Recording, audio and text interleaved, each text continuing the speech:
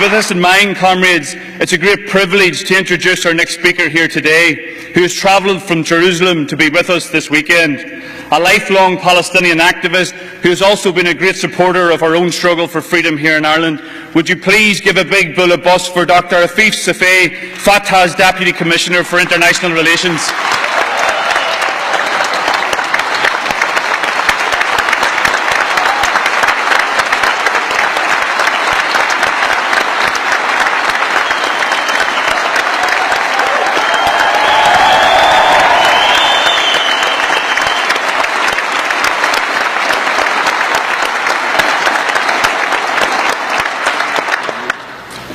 Dear friends, I started the day by visiting the murals in Belfast, a very moving experience, powerful messages, and one of the paintings was about the victims of the Gaza massacres.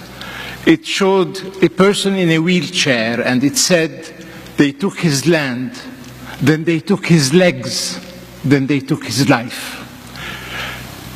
Friends, I would like to express our political gratitude to Ireland and the people of Ireland, because you were among the first to hear our cry for freedom out of captivity and bondage. We, the Palestinian people, we have been the victims of European history. And as a result, we never got our legitimate share of understanding, sympathy and solidarity. But not in Ireland. You heard our cry for freedom, and to that I want to express our full gratitude.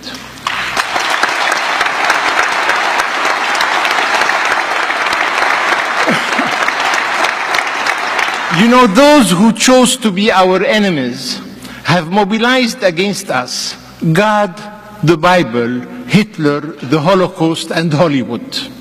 Believe you me, that's a tough challenge. I am against historical denials. The Holocaust denial is a very obnoxious and horrible, abominable thing.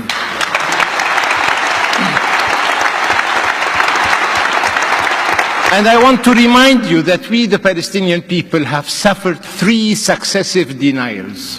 First came the denial of our mere physical existence.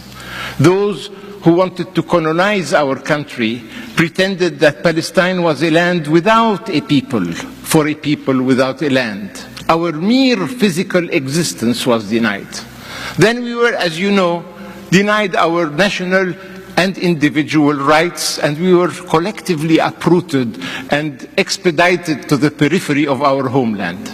And third, and this is worse, up to today, we are being denied the recognition of the historical injustice that was inflicted on us, the recognition of our sufferings, and how often, dear friends, we the Palestinians have to hear our suffering being trivialized and banalized. Dear friends, we engaged in a peace process in good faith. And I was one of the architects of that principled pragmatism that we have adopted. But I will not concede from you doing a soul-searching exercise 25 years after the beginning of the peace process. One has to admit today that during the theoretical years of peacemaking, what we have witnessed was not the withdrawal of occupation, but the expansion of occupation through the elastic growth of the colonizing process in the occupied territories. The constant Israeli policy, and I'm happy to hear the indignation that you have expressed at the beginning of this session. The Israeli constant policy, left, right, and center, is how to acquire as much of Palestinian geography with as little of Palestinian demography as possible. I will not concede from you, we have been unreasonably reasonable. And like the Irish people, we have had to have a soul-searching exercise some decades ago about the different layers of the desirable, the possible, and the acceptable. And we were unreasonably reasonable. We no more asked for absolute justice. We only asked for possible justice. And let me convey a message to Jewish communities around the world. We in Palestine, Israel, are in a situation of unavoidable coexistence.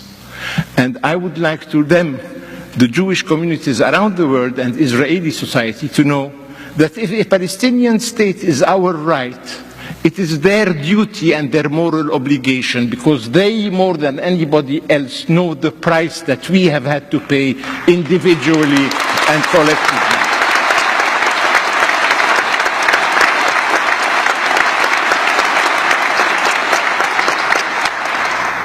Dear friends, the moral dilemma, the political challenge in the Middle East today is the following.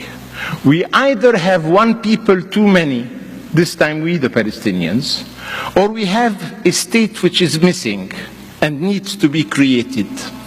The response of the international community in the UN and elsewhere has been that there is a state missing and needs to be created. But I have news for you. History is still undecided. And let me tell you, I do not belong to the optimistic school of thought that believes in predetermination and that the oppressed will be inevitably victorious one day. No, unfortunately, my friends, history is a cemetery of oppressed people who remained oppressed until they vanished into historical oblivion. And our obsession with the Palestinians is that we don't want to be the American natives, the Red Indian of cowboy films that vanish into historical oblivion as a society, a nation, and a culture. And let me tell you, I appeal to you, to Ireland, the state, the public opinion, the society, to help history make the right choice. And let me tell you, in the bleakest of moments, and we are now in a very depressing moment in our history, I want to tell you that we remain confident and determined that Palestine will one day soon resurrect. And as you know, we in Jerusalem and we in Palestine, we have had some previous experience in resurrection.